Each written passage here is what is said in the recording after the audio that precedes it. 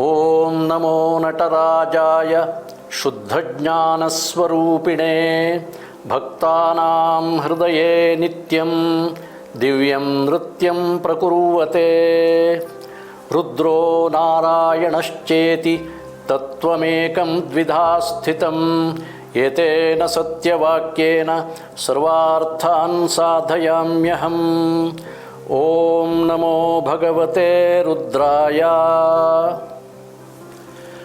ಧರ್ಮಬಂಧುಗಳಿಗೆಲ್ಲ ನಮಸ್ಕಾರ. ಮಹಾಶಿವರಾತ್ರಿಯ ಮಹಾಪರ್ವದ ಬಗ್ಗೆ ಕೆಲವು ಮಾತುಗಳನ್ನು ನಾವು ಸ್ಮರಣೆ ಮಾಡಿಕೊಳ್ಳೋಣಂತೆ. ಶಿವರಾತ್ರಿಯನ್ನು ವ್ರತರಾಜ ಅಂತ ನಮ್ಮ ಮಹರ್ಷಿಗಳು ಕರೆದಿದ್ದಾರೆ. ಪ್ರಯಾಗ, ಪುಷ್ಕರ ಇತ್ಯಾದಿ ತೀರ್ಥಗಳನ್ನು ತೀರ್ಥರಾಜ ಅಂತ ಹೇಳೋ ಹಾಗೆಯೇ ಮಹಾಶಿವರಾತ್ರಿ ಪರ್ವವನ್ನು ವ್ರತರಾಜ ಅಂತ ಕರೆದಿದ್ದಾರೆ. ಮಾಘ ಮಾಸದ ಕೃಷ್ಣ ಪಕ್ಷದ ಚತುರ್ದಶಿಯ ಒಂದು ತಿಥಿ ಶಿವನ ಆರಾಧನೆಗೆ ಅತ್ಯಂತ ಪ್ರಶಸ್ತವಾದ ಕಾಲ ಅಂಥೇಳಿ ಕಾಲಜ್ಞರಾದಂಥ ನಮ್ಮ ಮಹರ್ಷಿಗಳು ಸಾರಿದ್ದಾರೆ. ಅಂದರೆ ಯಾವುದಕ್ಕಾದರೂ ಯಾವುದಾದೊಂದು ಕಾಲವನ್ನು ನಿಗದಿ ಯಾಕೆ ಮಾಡಬೇಕು ಅಂತ ಹೇಳಿದರೆ, ಒಂದು ಕಾಲ ಶರೀರದಲ್ಲಿ ಆ ಸಂದರ್ಭದಲ್ಲಿ ಇರುವಂಥ ಗ್ರಹಗತಿಗಳಾಗಲಿ, ಪ್ರಕೃತಿಯ ಒಂದು ಸಂಪತ್ತಾಗಲಿ, ಅದು ಆಯಾ ದೇವತೆಯ ಒಂದು ಪೂಜೆಗೆ ಪ್ರಶಸ್ತವಾಗಿರುತ್ತೆ. ಆ ಸಮಯದಲ್ಲಿ ಆ ದೇವತೆಯನ್ನು ನಿಷ್ಠೆಯಿಂದ ಪೂಜೆ ಮಾಡಿದಾಗ ಅದರ ಫಲ ಬಹಳ ಬೇಗ ದೊರಕುತ್ತೆ ಅನ್ನುವಂಥದ್ದು ಕಾಲಜ್ಞರಾದಂತಹ ಭಾರತೀಯ ಮಹರ್ಷಿಗಳ ನಿಷ್ಕರ್ಷೆ. ಅದೇ ರೀತಿಯಲ್ಲಿ ಶಿವರಾತ್ರಿಯ ಕಾಲವನ್ನು ಮಾಘ ಕೃಷ್ಣ ತ್ರಯೋದಶಿ ಅಂತ ನಿಗದಿ ಮಾಡಿದ್ದಾರೆ. ನಾವು ಇವತ್ತು ಶಿವರಾತ್ರಿಯನ್ನು ಹೇಗೆ ಆಚರಿಸ್ತಾ ಇದ್ದೀವಿ ನಾವು ಅಂತ ಯೋಚನೆ ಮಾಡೋ ಪಕ್ಷಕ್ಕೆ, ಇವತ್ತು ಒಂದು ರೀತಿ ಭಯಂಕರವಾಗಿ ನಾವು ಆಚರಿಸ್ತೀವಿ ಶಿವರಾತ್ರಿಯನ್ನು. ರಾತ್ರಿ ಆಚರಿಸುವಂತಹ ಹಬ್ಬ, ಎಲ್ಲರೂ ಜಾಗರಣೆ ಮಾಡಬೇಕು ಅಂತ ಹೇಳಿ ಆ ಜಾಗರಣೆಯ ಸಮಯದಲ್ಲಿ ಇಸ್ಪೀಟಾಟ ಏನು, ಜೂಜಾಟ ಏನು, ಬೇಕಾದ್ದೆಲ್ಲ ನಾವು ಬೇಡದೇ ಇರುವಂಥ ಕೆಲಸವನ್ನೇ ಮಾಡಿಕೊಂಡು ಜಾಗರಣೆ ಮಾಡುವಂಥದ್ದು ನಡೀತಾ ಇದೆ. ಮಹರ್ಷಿ ಪ್ರಣೀತವಾದಂಥ ವಿಷಯ ಅಲ್ಲ ಇದು. ನಾವು ನಮ್ಮ ಭ್ರಮೆಯಿಂದ ನಾವು ಶಿವರಾತ್ರಿ ಮಾಡಿದ್ವು ಅಂತ ಅಂದ್ಕೊಳ್ತಾ ಇದ್ದೀವಿ. ಆದರೆ ಅದರ ವ್ಯತಿರಿಕ್ತವಾದ ಪಾಪದ ಕೆಲಸಗಳನ್ನೇ ನಾವು ಮಾಡ್ತಾ ಇದ್ದೀವಿ. ಎಷ್ಟೋ ಜನ ಹೀಗೆ ಮಾಡ್ತಾರೆ.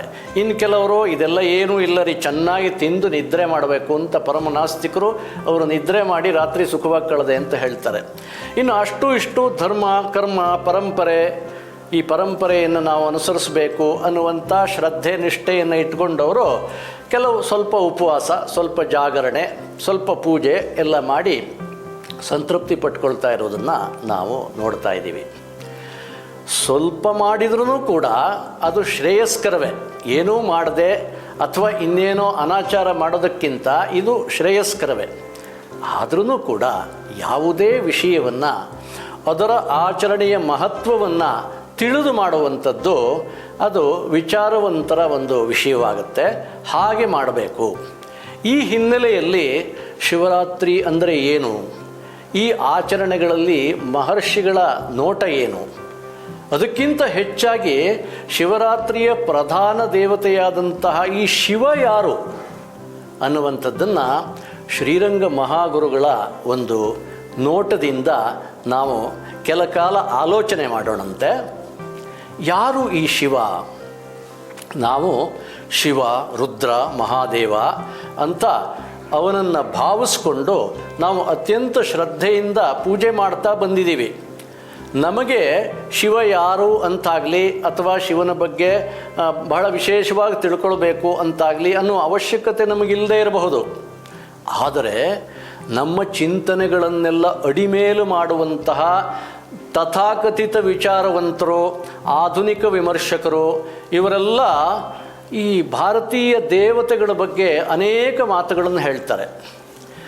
ಪ್ರಸಿದ್ಧವಾಗಿ ಅವ್ರು ಏನು ಹೇಳ್ತಾರೆ ಅಂತ ಹೇಳಿದರೆ, ಹಿಂದಿನ ಕಾಲದಲ್ಲಿ ಆರ್ಯರು, ಅವ್ರು ಹೇಳ್ತಾರಲ್ಲ ಆರ್ಯರು ಎಲ್ಲಿಂದನೋ ಬಂದರು ಅಂತ, ಹಾಗೆ ಆ ಆರ್ಯರು ಪ್ರಕೃತಿಯಲ್ಲಿ ಮಳೆ, ಬಿರುಗಾಳಿ, ಸೂರ್ಯ, ಚಂದ್ರ, ನಕ್ಷತ್ರ ಇತ್ಯಾದಿಗಳನ್ನೆಲ್ಲ ನೋಡಿದರು. ಅವರಿಗೆ ಅದರಿಂದ ವಿಸ್ಮಯ, ಭಯ, ಸಂತೋಷ ಎಲ್ಲವೂ ಉಂಟಾಯಿತು. ಹಾಗಾಗಿ ಇವನ್ನೆಲ್ಲ ತಮಗೆ ಅನುಕೂಲ ಮಾಡೋ ದೃಷ್ಟಿಯಿಂದ ಇವನ್ನೆಲ್ಲ ಪ್ರಾರ್ಥನೆ ಮಾಡಿದರೆ ಅಟ್ಲೀಸ್ಟ್ ನಮಗೆ ತೊಂದರೆ ಕೊಡಲ್ಲ ಅನ್ನುವಂಥ ಒಂದು ಆಶಯದಿಂದ ಈ ದೇವತೆಗಳನ್ನೆಲ್ಲ ಪೂಜೆ ಮಾಡ್ತಾ ಬಂದರು ಅನ್ನುವಂಥ ಒಂದು ವಾದ ಆಧುನಿಕರು ಮಂಡನೆ ಮಾಡ್ತಾರೆ. ಹಾಗೆಯೇ ಆ ದೇವತೆಗಳ ಹೆಸರುಗಳಿಗೂ ಇದಕ್ಕೆ ಕನೆಕ್ಷನ್ ಕೊಡ್ತಾರೆ, ಈ ಪ್ರಕೃತಿಯ ವಿಶೇಷಗಳನ್ನು. ಹಾಗೆ ಕನೆಕ್ಷನ್ ಕೊಟ್ಟಿದ್ದರಲ್ಲಿ ರುದ್ರ ಅಂದರೆ ಬಿರುಗಾಳಿಗೆ ಹೆಸರು. ಆರ್ಯರು ಬಿರುಗಾಳಿಯನ್ನು ರುದ್ರ ಅಂತ ಕರೆದಿರಬಹುದು ಅಂತ, ಇವರೇನು ನಿಶ್ಚಯವಾಗೇನು ಹೇಳ್ತಾ ಇಲ್ಲ. ಹೀಗೆ ನಮ್ಮ ತಲೆ ಒಳಗಡೆ ಯಾವುದ್ಯಾವುದೋ ಲಾಜಿಕ್ಕನ್ನು ತುರುಕಿ ನಮ್ಮ ಶ್ರದ್ಧೆಯನ್ನು ಕಡಿಮೆ ಮಾಡುವಂಥ ಕೆಲಸ ನಿರಂತರವಾಗಿ ನಡೆದಿದೆ.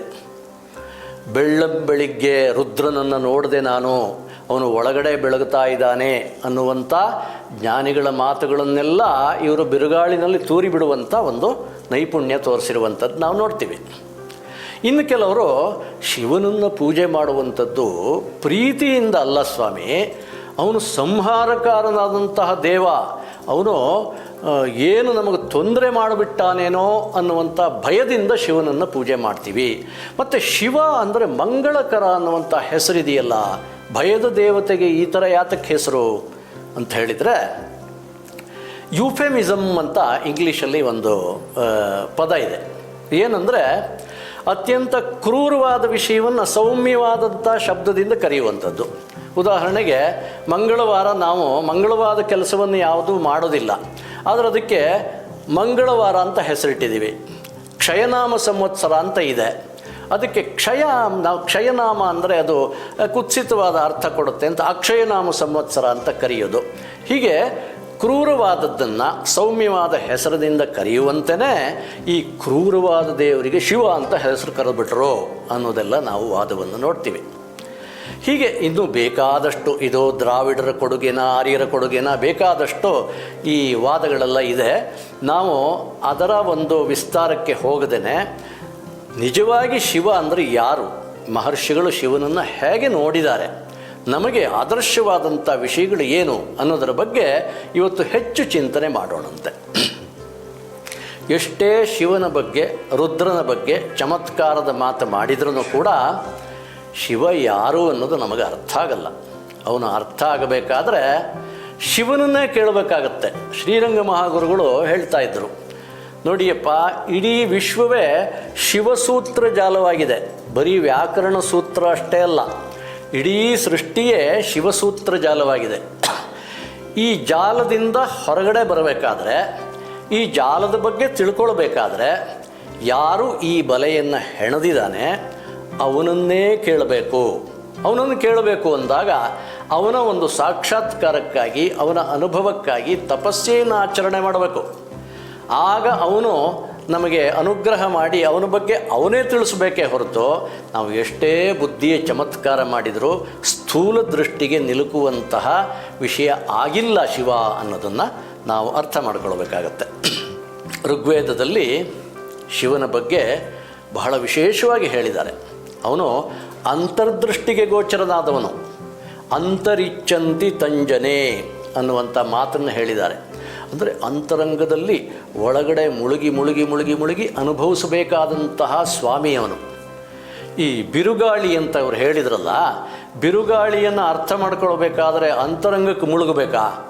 ಕಣ್ಣಿದ್ದವರಿಗೆ, ಕಣ್ಣಿಲ್ಲದೆ ಇದ್ದವರಿಗೆ, ಸುಮ್ಮನೆ ಕೂತವರಿಗೆ ಎಲ್ಲರಿಗೂ ಅನುಭವಕ್ಕೆ ಬರುತ್ತೆ ಬಿರುಗಾಳಿ. ಹಾಗಾಗಿ ವೈದಿಕವಾದ ಸಾಹಿತ್ಯವನ್ನು ಸರಿಯಾಗಿ ಅಧ್ಯಯನ ಮಾಡದೇ ಬಂದಂಥ ಮೇಲಿನ ವಿಷಯಗಳಿದು ಅಂತ ನಾವು ಅರ್ಥ ಮಾಡ್ಕೊಳ್ಬೇಕು. ಅಂತರ್ದೃಷ್ಟಿಗೆ ವಿಷಯನಾಗಿದ್ದಾನೆ. ಇನ್ನು ಋಗ್ವೇದದಲ್ಲೇ ಅವನನ್ನು ಗಾನ ಮಾಡಬೇಕು, ಅವನು ಹೃದಯದ ಆಳದಲ್ಲಿದ್ದಾನೆ ಅನ್ನುವಂಥ ನಿತ್ಯ ಯುವಕನಾಗಿದ್ದಾನೆ. ಈ ಎಲ್ಲ ಮಾತು ಕೂಡ ಪರತತ್ವಕ್ಕೆ ಹೋಲುವಂತಹ ಮಾತೇ ಆಗಿದೆ ಹೊರತು ಇದು ಬಿರುಗಾಳಿಗೆ ಹೋಲುವಂಥ ಮಾತು ಆಗಿಲ್ಲ ಅನ್ನೋದನ್ನು ನಾವು ಗಮನಿಸಬೇಕು. ಇನ್ನು ದಕ್ಷಿಣ ಭಾರತದವನೋ ಉತ್ತರ ಭಾರತದವನೋ ಅಂತ ಶಿವನ ಬಗ್ಗೆ ಆರ್ಯರಿಗೆ ರುದ್ರ ಅಂತ ಆರ್ಯರದ್ದು ಕಾಂಟ್ರಿಬ್ಯೂಷನ್ನು, ಶಿವ ಅನ್ನೋದು ದ್ರಾವಿಡರ ಕಾಂಟ್ರಿಬ್ಯೂಷನ್ನು, ಹೀಗೆಲ್ಲ ಮಾತಾಡ್ತಾರೆ. ಅಖಂಡ ಮಂಡಲಾಕಾರಂ ವ್ಯಾಪ್ತಂ ಯೇನ ಚರಾಚರಂ ಅನ್ನುವಂತೆ ಚರಾಚರವೆಲ್ಲವನ್ನೂ ವ್ಯಾಪಿಸಿದಂಥ ಚೈತನ್ಯ ವಸ್ತುವಾದಂಥ ಶಿವನಿಗೆ ಇವರು ಡಿಮಾರ್ಕೇಶನ್ ಹಾಕೋದು ಉತ್ತರದವನು ದಕ್ಷಿಣದವನು ಅಂತ ಹೇಳಿ. ಆಮೇಲೆ south Indian contribution, north Indian contribution ಬೇರೆ. ಎಲ್ಲರೂ ಅವನ ಕಾಂಟ್ರಿಬ್ಯೂಷನ್ನಾಗಿ ನಾವಿದ್ದೀವಿ ಅನ್ನೋದು ಯೋಚನೆ ಮಾಡೋದು ಬಿಟ್ಟುಕೊಂಡು ಈ ನಾವೇ ಅವನನ್ನು ನಾವು ಉಂಟು ಮಾಡಿದ್ವಿ ಅನ್ನೋ ಥರ ಮಾತಾಡೋದನ್ನೆಲ್ಲ ನಾವು ನೋಡ್ತೀವಿ. ಹೀಗೆಲ್ಲ ಒಂದು ಶಿವನ ಬಗ್ಗೆ ತಪ್ಪಾದಂಥ ಕಲ್ಪನೆ ಇದೆ.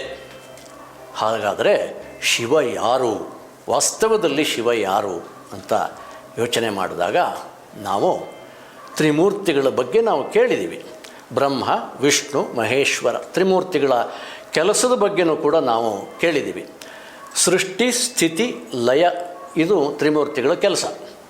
ಹಾಗೆ ಸೃಷ್ಟಿ ಕಾರ್ಯದಲ್ಲಿ ಒಬ್ಬನೇ ಭಗವಂತನೇ ಅವನನ್ನು ಬ್ರಹ್ಮ ಅಂತನೋ, ಸ್ಥಿತಿ ಕಾರ್ಯದಲ್ಲಿ ಅದೇ ಭಗವಂತನನ್ನೇ ವಿಷ್ಣು ಅಂತನೋ, ಲಯ ಕಾರ್ಯದಲ್ಲಿ ಅದೇ ಭಗವಂತನನ್ನೇ ಮಹೇಶ್ವರ ಅನ್ನೋ ರೀತಿಯಲ್ಲಿ ಜ್ಞಾನಿಗಳು ಕಂಡಿದ್ದಾರೆ.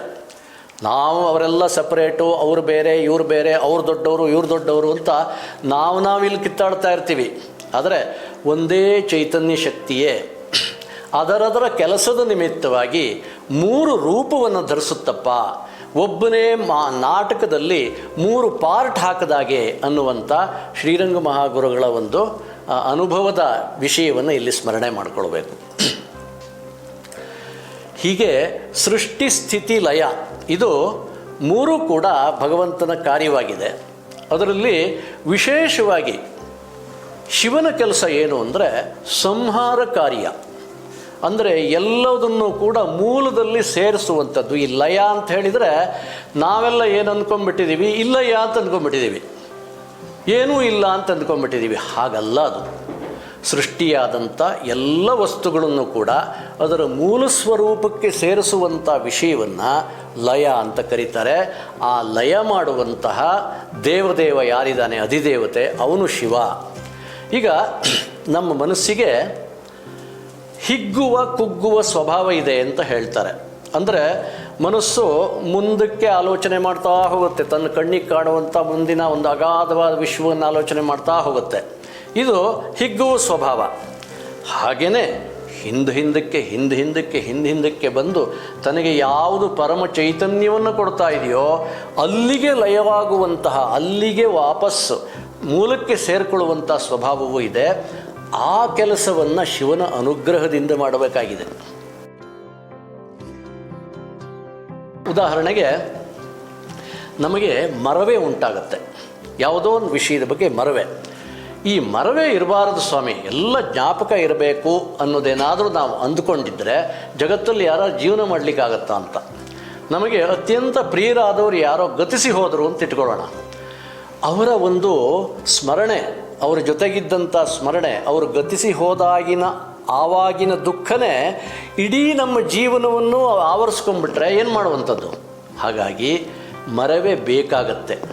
ಒಂದು ಆಲೋಚನೆಯಿಂದ ಇನ್ನೊಂದು ಆಲೋಚನೆಗೆ ನಾವು ಹೋಗಬೇಕಾದ್ರೆ ಆ ಮೊದಲನೇ ಆಲೋಚನೆ ಸ್ವಲ್ಪ ಮರೆಯಾಗಬೇಕಲ್ಲ.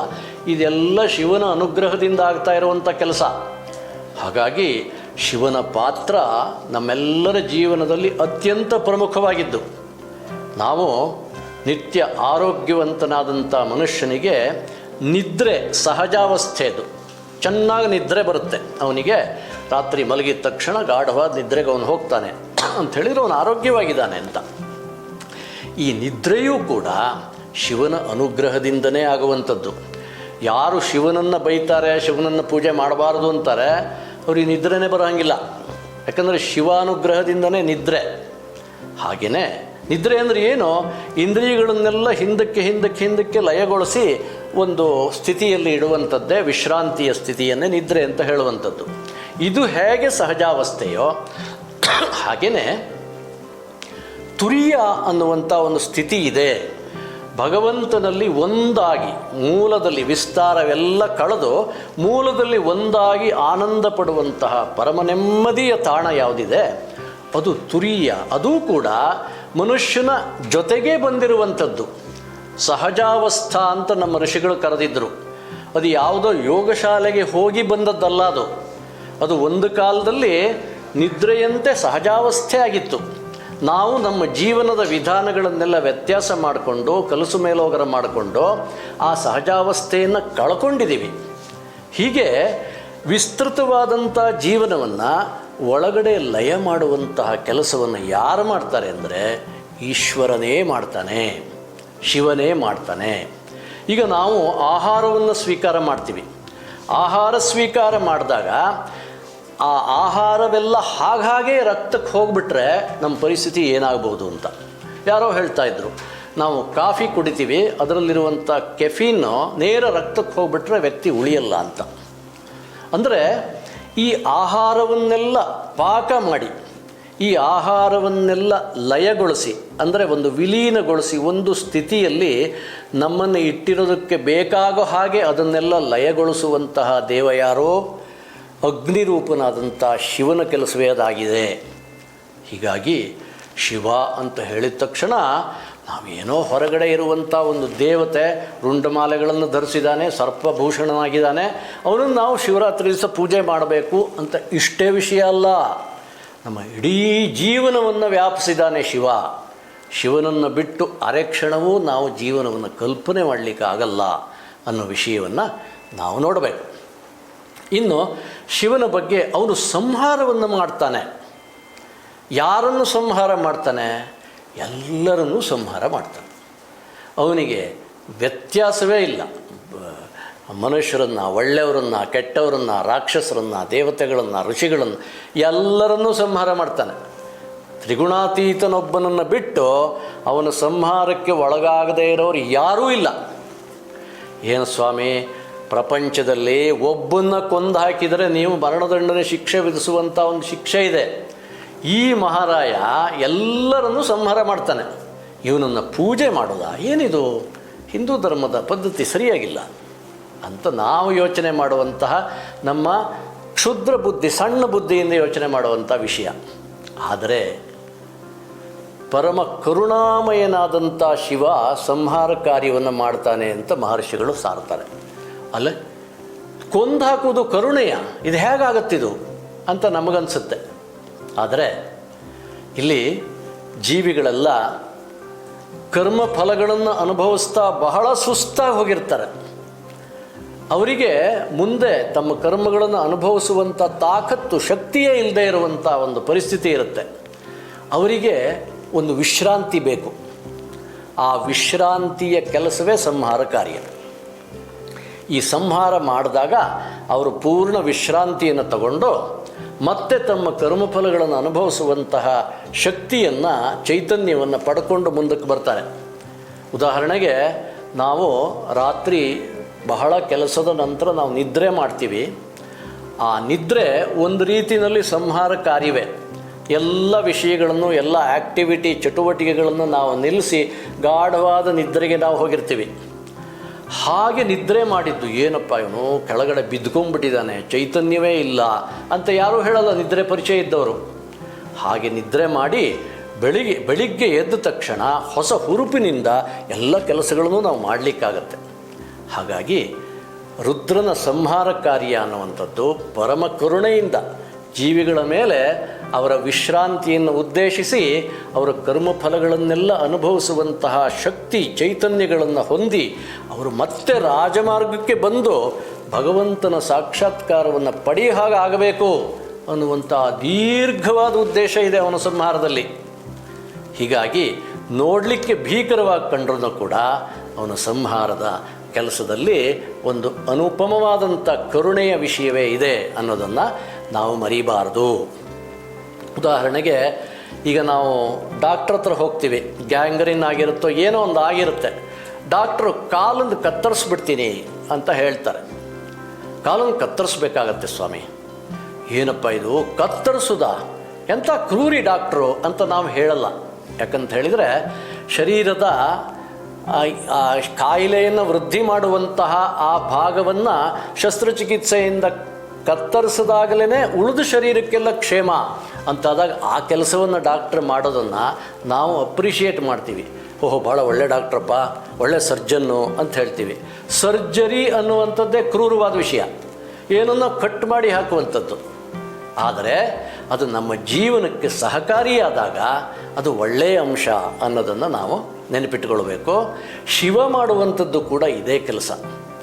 ಜೀವಿಗಳು ಕರ್ಮಫಲವನ್ನು ಅನುಭವಿಸಿ ಸುಸ್ತಾದಾಗ ಅವರಿಗೊಂದು ವಿಶ್ರಾಂತಿಯನ್ನು ಕೊಡೋಕ್ಕೋಸ್ಕರ ಸಂಹಾರ ಮಾಡ್ತಾನೆ. ಮಹಾಪ್ರಳಯ ಕಾಲದಲ್ಲೂ ಇದೇ ಥರ ಸಂಹಾರ ಮಾಡ್ತಾನೆ. ಮರಣ ಸನ್ನಿಹಿತವಾದಾಗಲೂ ಇದೇ ಥರ ಸಂಹಾರ ಮಾಡ್ತಾನೆ. ಈ ಸಂಹಾರವೇ ಇಲ್ಲದೆ ನಾವು ಇರಬೇಕಾಗಿತ್ತು ಅಂತ ಹೇಳಿದರೆ ಪ್ರಪಂಚದಲ್ಲಿ ಬದುಕಲಿಕ್ಕೆ ಸಾಧ್ಯವಾಗುತ್ತಾ? ಯೋಚನೆ ಮಾಡೋಣ. ಸೃಷ್ಟಿ ಹೇಗೆ ಬಹಳ ನಮಗೆ ಉಪಯುಕ್ತವೋ ಸ್ಥಿತಿಯೂ ಹಾಗೆ ಉಪಯುಕ್ತ, ಲಯವೂ ಕೂಡ ಅಷ್ಟೇ ಉಪಯುಕ್ತ. ಈ ಮೂರೂ ಕೆಲಸಗಳನ್ನು ಮಾಡುವಂತಹ ಭಗವಂತನ ಮೂರು ವಿಭೂತಿಗಳು ಕೂಡ ನಮಗೆ ಬಹಳ ಪ್ರಮುಖವಾಗ್ತಾರೆ. ನಮ್ಮ ಜೀವನದಲ್ಲಿ ಅವರನ್ನು ಆರಾಧನೆ ಮಾಡಬೇಕು ಅನ್ನುವಂಥ ವಿಷಯವನ್ನು ನಾವು ಗಮನಿಸಬೇಕು. ಹೀಗೆ ಶಿವ ನಮ್ಮ ಜೀವನದ ಒಂದು ಅವಿಭಾಜ್ಯವಾದಂಥ ಸ್ವಾಮಿಯಾಗಿದ್ದಾನೆ. ಅವನು ನಮಗೆ ಆಶೀರ್ವಾದ ಮಾಡಿ ನಮ್ಮ ಜೀವನವನ್ನು ಕಾಪಾಡ್ತಾ ಇರುವಂಥ ಸಂದರ್ಭದಲ್ಲಿ ಅವನು ಉಮಾಮಹೇಶ್ವರ ಜಗದಾದಿ ದಂಪತಿಗಳಾದಾಗ ಉಮಾಮಹೇಶ್ವರರಾಗಿ ಅವರು ಕೆಲಸ ಮಾಡ್ತಾರೆ. ನಮಃ ಶಿವಾಭ್ಯಾಂ ನವ ಯೌವನಾಭ್ಯಾಂ ಪರಸ್ಪರಾಶ್ಲಿಷ್ಟ ವಪುರ್ಧರಾಭ್ಯಾಂ. ಹೀಗೆ ಪರಸ್ಪರರಾಗಿ ಅವರು ನಮಗೆ ಅನುಗ್ರಹ ಮಾಡುವಂಥ ಒಂದು ಕಂಡೀಷನ್ನಲ್ಲಿರ್ತಾರೆ. ಹಾಗೆಯೇ ಸಂಹಾರ ಮಾಡುವಾಗ ಅವನು ರುದ್ರನಾಗ್ತಾನೆ. ಹಾಗೆಯೇ ಭಕ್ತವತ್ಸಲನಾದಾಗ ಸುಂದರೇಶ್ವರನಾಗ್ತಾನೆ. ಹಾಗೆಯೇ ಭಕ್ತರ ಹೃದಯದಲ್ಲಿ ಸದಾಕಾಲ ನರ್ತನ ಮಾಡ್ತಾ ಇರುವಂಥ ಒಂದು ಭಕ್ತರ ಹೃದಯ ಚಿದಂಬರದಲ್ಲಿ ಅವನು ಕಾಣಿಸ್ಕೊಂಡಾಗ ಅವನು ಚಿದಂಬರ ನಟರಾಜನಾಗ್ತಾನೆ. ಓಂ ನಮೋ ನಟರಾಜಾಯ ಶುದ್ಧ ಜ್ಞಾನಸ್ವರೂಪಿಣೇ ಭಕ್ತಾನಾಂ ಹೃದಯೇ ನಿತ್ಯಂ ದಿವ್ಯಂ ನೃತ್ಯಂ ಪ್ರಕುರುವತೆ ಅಂತ ಹೇಳೋದಕ್ಕೆ ವಿಷಯನಾಗ್ತಾನೆ. ಹೀಗೆ ಶಿವ ನಮ್ಮ ಬೇರೆ ಬೇರೆ ಸಂದರ್ಭಗಳಲ್ಲಿ ಅವನು ಬೇರೆ ಬೇರೆ ರೂಪದಲ್ಲಿ ನಮಗೆ ಅನುಗ್ರಹ ಮಾಡುವವನಾಗಿದ್ದಾನೆ, ಅಂತಹ ಮಹಾಸ್ವಾಮಿಯಾಗಿದ್ದಾನೆ ಅವನು ಅನ್ನೋದನ್ನು ನಾವು ಅರ್ಥ ಮಾಡಿಕೊಳ್ಬೇಕು. ಇಂತಹ ಶಿವನನ್ನು ನಾವು ಶಿವರಾತ್ರಿಯ ದಿವಸ ಪೂಜೆ ಮಾಡಬೇಕಾಗಿದೆ. ಮಹಾಶಿವರಾತ್ರಿಯ ದಿವಸ ನಾವು ಪೂಜೆ ಮಾಡಬೇಕಾಗಿದೆ. ಶಿವರಾತ್ರಿಯ ಕಾಲದ ಬಗ್ಗೆ ಶ್ರೀರಂಗ ಮಹಾಗುರುಗಳು ಒಂದು ಮಾತು ಹೇಳಿದರು. ಅದನ್ನು ಅವರ ಮಾತಿನಲ್ಲೇ ನಾವು ಕೇಳಿದರೆ ಬಹಳ ಚೆನ್ನಾಗಿರುತ್ತೆ. ಅವರು ಹೇಳ್ತಾ ಇದ್ದರು, ಶಿವರಾತ್ರಿಯ ಕಾಲ ಹೇಗಿದೆ ಅಂತ ಹೇಳಿದರೆ ಅದು ಅತ್ಯಂತ ಪ್ರಶಸ್ತವಾದಂಥ ಕಾಲ. ಅದು ಸುಖರಾತ್ರಿ, ಮಹಾರಾತ್ರಿಯದು. ಪಾಪಗಳಿಗೆ ಅದು ಕಾಳರಾತ್ರಿಯಾಗಿದೆ. ಸಿದ್ಧರಿಗೆ ಸಾಧಕರಿಗೆಲ್ಲ ಸುಖರಾತ್ರಿ. ಕೇವಲ ಹೊರದೃಷ್ಟಿಯುಳ್ಳಂಥ ಬಡಜೀವಿಗಳಿಗೆ ರಾತ್ರಿ ಆದ್ರೂ ಕೂಡ ಅಂತರ್ದೃಷ್ಟಿಯುಳ್ಳಂಥ ಮಹಾತ್ಮರಿಗೆ ಹಗಲೇ ಆಗಿರುವಂತಹ ಒಂದು ವಿಚಿತ್ರವಾದ ರಾತ್ರಿಯದು. ಹೊರಗಡೆ ಮೋಡಗಳಿಲ್ಲದ ಶುದ್ಧವಾದ ಆಕಾಶ ಅಂತೆ, ಒಳಗಡೆ ಅಜ್ಞಾನ ಮೇಘದ ಆವರಣವೇ ಇಲ್ಲದೇ ಇರುವಂಥ ಜ್ಞಾನಾಕಾಶ ಅಂತೆ.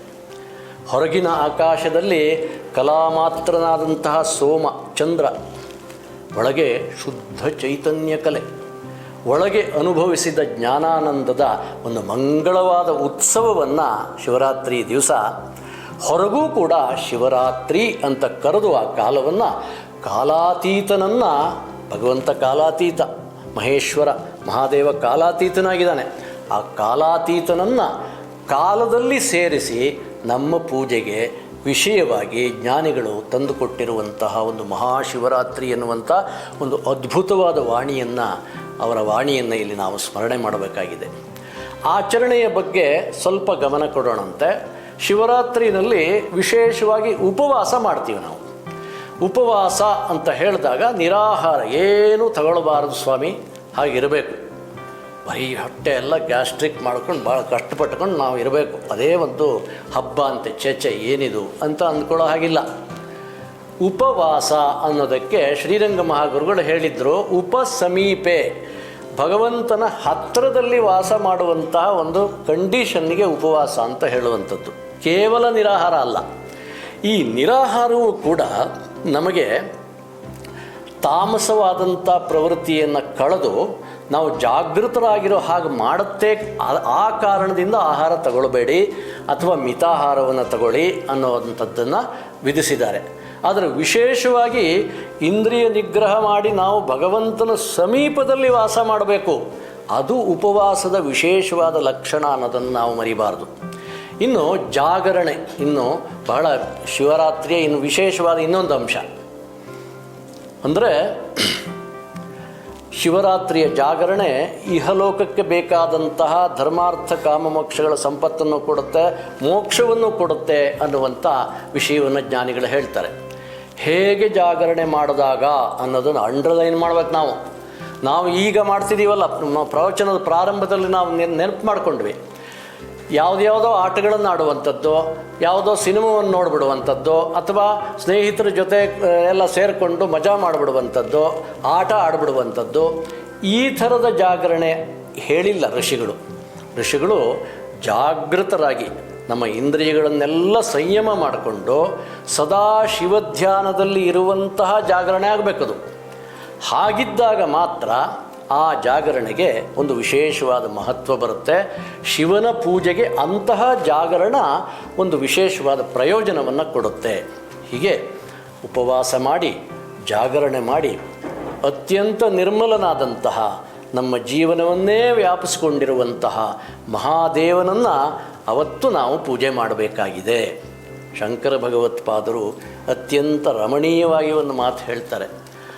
ಆತ್ಮ ತ್ವಂ ಗಿರಿಜಾ ಮತಿ ಸಹಚರಾ ಪ್ರಾಣಾ ಶರೀರಂ ಗೃಹಂ ಪೂಜಾತೆ ವಿಷಯೋಪಭೋಗರಚನಾ ನಿದ್ರಾ ಸಮಾಧಿಸ್ಥಿತಿ ಸಂಚಾರ ಪದಯೋ ಪ್ರದಕ್ಷಿಣ ವಿಧಿ ಸ್ತೋತ್ರಾಣಿ ಸರ್ವಾಗಿರೋ ಯದ್ಯತ್ ಕರ್ಮ ಕರೋಮಿ ತತ್ತದಖಿಲಂ ಶಂಭೋ ತವಾರಾಧನಂ. ಆ ಬಗೆಯ ಜೀವನವನ್ನು ಇಟ್ಟುಕೊಂಡಂಥ ಜ್ಞಾನಿಗಳಾಗಿದ್ದರು ಅವರು ಹೇಳ್ತಾರೆ, ನನ್ನ ಆತ್ಮವೇ ನೀನಾಗಿದ್ಯಪ್ಪ. ಶಿವನನ್ನು ಕುರಿತು ಹೇಳುವಂಥ ಮಾತು. ಗಿರಿಜಾಮತಿ, ಪಾರ್ವತಿಯೇ ನನ್ನ ಬುದ್ಧಿ.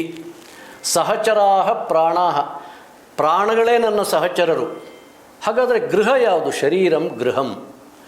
ಪೂಜಾತೆ ವಿಷಯೋಪಭೋಗ ರಚನಾ, ನಾನು ಬೆಳಗಿಂದ ಸಾಯಂಕಾಲದವರೆಗೆ ವಿಷಯ ಸುಖಗಳನ್ನೆಲ್ಲ ಅನುಭವಿಸಲಿಕ್ಕೆ ವ್ಯವಸ್ಥೆ ಮಾಡಿಟ್ಕೊಂಡಿದ್ದೀನಲ್ಲ, ಅದೆಲ್ಲ ನಿನ್ನ ಪೂಜೆಯಾಗಿದೆಯಪ್ಪ. ನಿದ್ರಾ ಸಮಾಧಿ ಸ್ಥಿತಿ, ನನ್ನ ನಿದ್ರೆ ನಿನ್ನ ಸಮಾಧಿ ಸ್ಥಿತಿಯಾಗಿದೆ. ಸಂಚಾರ ಪದಯೋ ಪ್ರದಕ್ಷಿಣ ವಿಧಿ, ನನ್ನ ಕಾಲಿನ ಸಂಚಾರವೆಲ್ಲವೂ ಕೂಡ ನಿನ್ನ ಪ್ರದಕ್ಷಿಣೆಯಾಗಿದೆಯಪ್ಪ. ಸ್ತೋತ್ರಾಣಿ ಸರ್ವಾಗಿರೋ, ಏನೇನು ಮಾತುಗಳನ್ನು ಆಡ್ತೀನಿ ಅದೆಲ್ಲ ನಿನ್ನ ಸ್ತೋತ್ರವಾಗಿದೆ. ಹೀಗೆ ಯದ್ಯತ್ ಕರ್ಮ ಕರೋಮಿ ತತ್ತದಖಿಲಂ, ಯಾವ್ಯಾವ ಕರ್ಮಗಳನ್ನು ನಾನು ಮಾಡ್ತಾಯಿದ್ದೀನಿ ಅದೆಲ್ಲವೂ ಕೂಡ ನಿನ್ನ ಆರಾಧನೆಯಾಗಿದೆ ಅನ್ನುವಂಥ ಮಾತನ್ನು ಅವರು ಅನುಭವಿಸಿ ಆ ಮಾತನ್ನು ಹೇಳ್ತಾ ಇದ್ದಾರೆ. ಲೋಕಕ್ಕೆಲ್ಲ ಆದರ್ಶವಾಗಲಿ ಈ ಮಾತನ್ನು ನೆನಪು ಮಾಡಿಕೊಂಡು ನಮ್ಮ ಜೀವನಗಳು ಹೀಗೆ ಸಾಗಲಿ ಅನ್ನುವಂತೆ ಈ ಮಾತನ್ನು ಹೇಳಿದ್ದಾರೆ. ಹೀಗೆ ನಮ್ಮ ಜೀವನ ಶಿವಮಯವಾಗಿ ಇರಲಿಕ್ಕೋಸ್ಕರ, ನಮ್ಮ ಜೀವನ ಸಮೃದ್ಧವಾಗಿರಲಿಕ್ಕೋಸ್ಕರ, ಧರ್ಮಾರ್ಥ ಕಾಮ ಮೋಕ್ಷಗಳನ್ನು ನಮ್ಮ ಜೀವನದಲ್ಲಿ ಅನುಭವಿಸಲಿಕ್ಕೋಸ್ಕರ ಈ ಮಹಾಶಿವರಾತ್ರಿಯ ಪರ್ವವನ್ನು ವೇಸ್ಟ್ ಮಾಡ್ದೇನೆ, ನಿರರ್ಥಕವನ್ನಾಗಿ ಮಾಡ್ದೇನೆ, ನಮ್ಮ ತನುಮನ ಧನಗಳಿಂದ ಆ ಶಿವನನ್ನು, ಶಿವಮಹಾದೇವನ ಒಂದು ಪಾದ ಪಂಕಜವನ್ನು ನಾವು ಆರಾಧಿಸೋಣ. ನಮಗೆ ಆ ಸದ್ಬುದ್ಧಿ ಮಹಾದೇವ ನಮಗೆ ಉಂಟು ಮಾಡಲಿ, ಕರುಣಿಸಲಿ ಅಂತ ಪ್ರಾರ್ಥನೆ ಮಾಡ್ತಾ ಆ ಮಹಾಭಗವಂತನಲ್ಲಿ, ಪರಶಿವನಲ್ಲಿ ಈ ವಾಕ್ಪುಷ್ಪಗಳನ್ನು ಸಮರ್ಪಣೆ ಮಾಡ್ತಾ ಇದ್ದೀನಿ. ನಮಸ್ಕಾರ.